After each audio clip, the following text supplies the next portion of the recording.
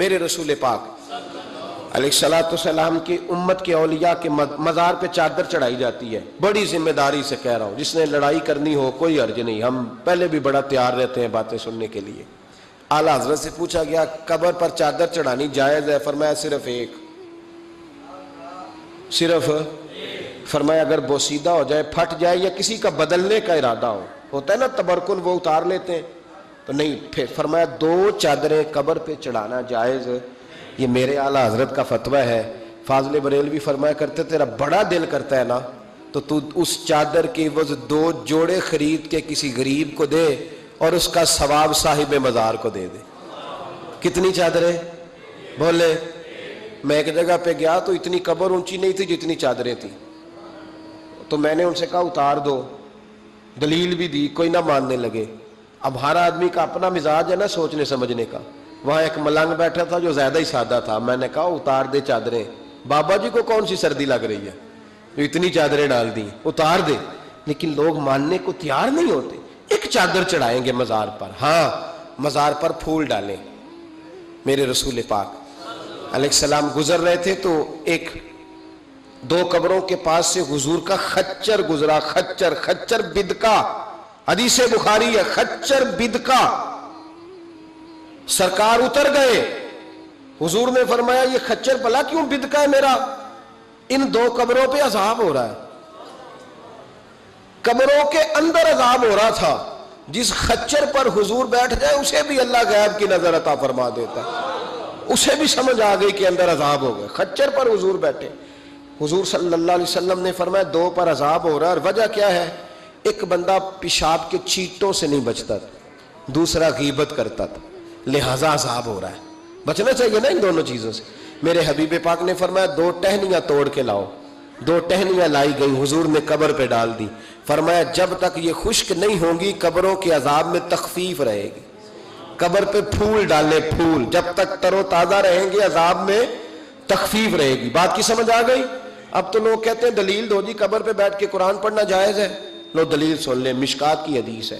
میں نے کہا تھا جلدی میں آپ کو ساری باتیں سے, مضمون یہ بڑا طویل ہے, ہر پہلو پر بات کھول کے کی نہیں جا سکتی. قبر پر کھڑے ہو کے قرآن پڑھنا یا تلاوت کرنا یا اصال ثواب. سنو, مشکات میں حدیث ہے, کتاب الایمان میں, رسول پاک پڑھیے درود شریف صلی اللہ تعالی علیہ وسلم. حضور صلی اللہ علیہ وسلم نے حضرت سعد بن معاذ کا جنازہ پڑھایا, پھر حضور قبر پہ کھڑے ہو گئے اور نبی پاک تسبیح پڑھنے لگے, سبحان اللہ والحمد للہ ولا الہ الا اللہ واللہ اکبر. پھر حضور نے پڑھا سبحان اللہ والحمد للہ ولا الہ الا اللہ واللہ اکبر.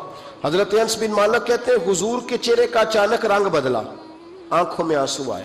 حضور نے زور سے پڑھنا شروع کر دیا سبحان اللہ والحمد للہ ولا الہ الا اللہ واللہ اکبر. کہتے ہیں حضور نے زور سے پڑھا, آہستہ آہستہ محبوب کے چہرے پہ خوشی آنے لگ گئی. جب حضور فارغ ہو گئے, دعا مانگی, نکلنے لگے تو عرض کی یا رسول اللہ یہ کیا تھا؟ حضور فرمانے لگے تمہارے بھائی کی قبر تنگ ہو گئی, میں نے تسبیح پڑھی ہے تو اللہ نے اس کی قبر کو کشادہ کر دیا ہے. اللہ نے اس کی قبر کو, تو پھر اس کا مطلب ہے قبروں پہ کھڑے ہو کے تلاوت کرنا, عبادت کرنا, ان کے لیے کوئی تسبیحات پڑھنا, یہ نبی پاک کی سنت ہے صلی اللہ تعالی. یہ مسئلہ بھی سمجھ میں آ گیا. اب آگے چلتے ہیں. کہتے ہیں جی ختم, پھر آخر میں ختم شریف ہی رہ جاتا ہے کہ وہ ختم شریف نہ پڑھیں. اگر آپ مجھ سے میرا چھوٹا سا تجربہ پوچھیں نا, تجربے کی بات یہ ہے کہ اب ختم نہ دلانا فیشن ہے. اب یہ فیشن ہے کیونکہ اب لوگ کام وہ کرنا چاہتے ہیں جو باپ دادا نے نہ کیا ہو, تھوڑا سا انوکھا کام, ذرا سٹائل ذرا ہٹ کے.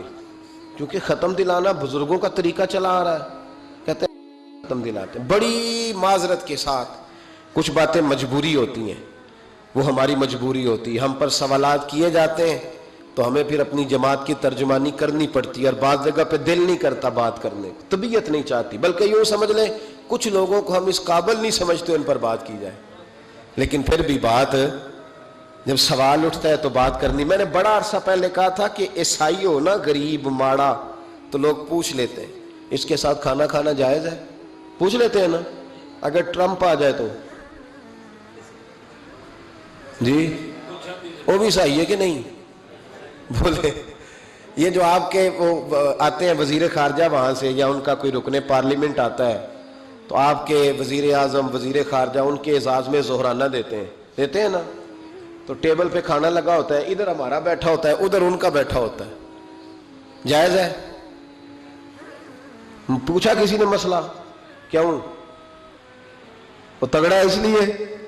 پاکستان کا عیسائی ہو تو فتویٰ اور امریکہ کا ہو تو فتویٰ، بولے صحیح کہہ رہا ہوں؟ امریکہ والے عیسائی ہیں کہ نہیں؟ سارے عیسائی ہیں۔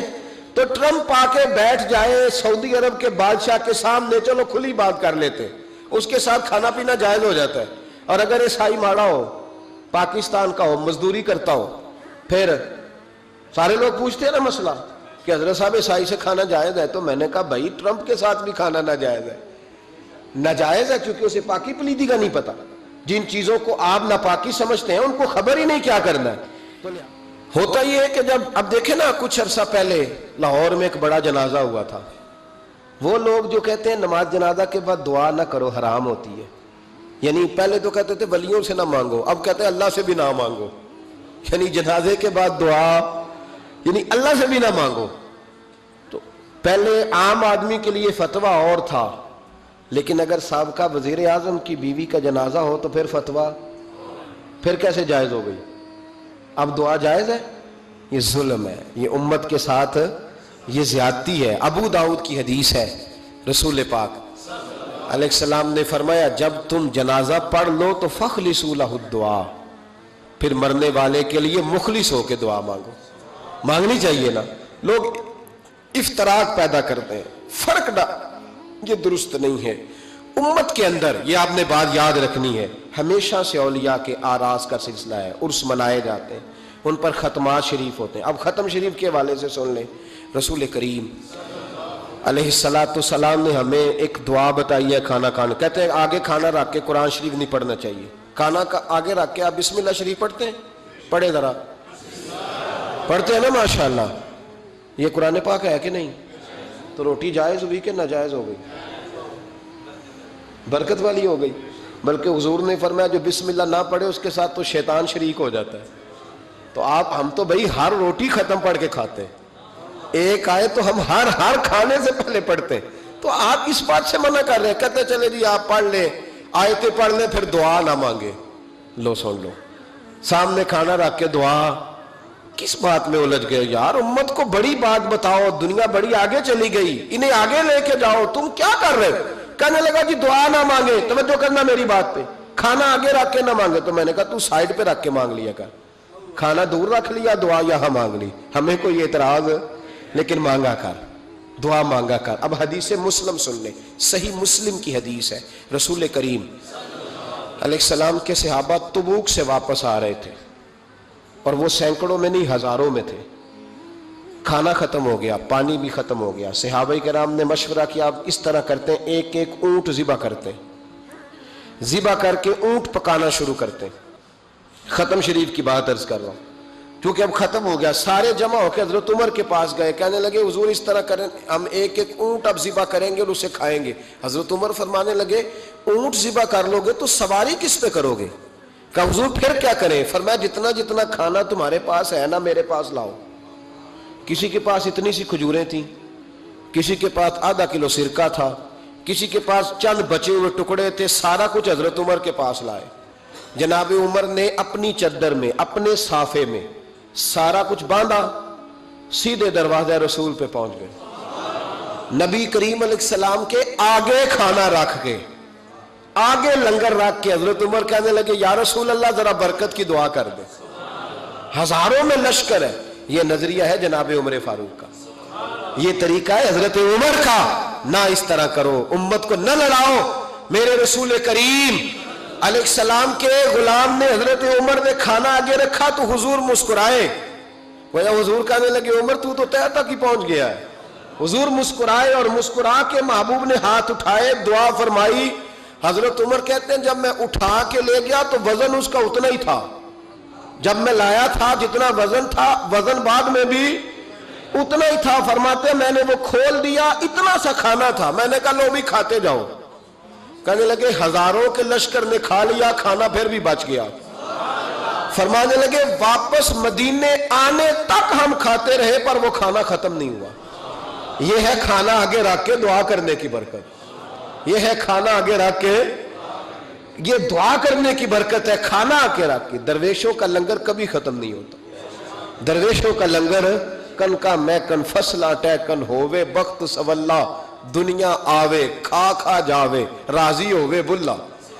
درویشوں کا کبھی لنگر ختم تو جاری رہتا ہے. ان کے آستانوں پہ ہمیشہ لنگر ختم شریف پڑھنا، اصالِ ثواب کرنا، یہ ہمارا طریقہ ہے.